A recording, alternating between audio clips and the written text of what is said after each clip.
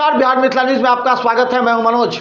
दरभंगा में छठ घाट को लेकर के पूरी तरह तैयारी है। दरभंगा जिला प्रशासन और पुलिस हर छठ घाट का औचक निरीक्षण कर रही है, बैरिकेडिंग का निरीक्षण कर रही है, साफ सफाई नगर निगम के वाले हैं, लेकिन पूरी तरह पुलिस जवानों को तैनात कर दिया गया। बाहर से आने वाले तमाम लोगों की जांच हो रही है। देर शाम अगर कोई मिलेंगे तो उसकी पूछताछ की जाएगी, उससे थाना में रोका जाएगा।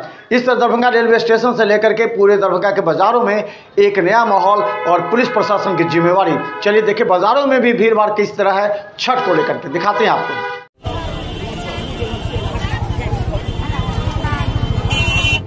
छठ पूजा को लेकर बाजारों में रौनक देखने को मिल रही है। लोग लगातार खरीदारी करते हुए नजर आए। लोगों ने छठ पूजा को लेकर जमकर खरीदारी की।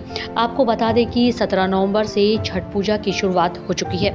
फलों के दाम में कुछ बढ़ोतरी देखने को मिली, लेकिन लोगों की बढ़ती आस्था के सामने कीमत मायने नहीं रखती। आस्था ने महंगाई को पीछे छोड़ दिया है। फलों की कीमत पिछले साल के मुकाबले इस साल अधिक है।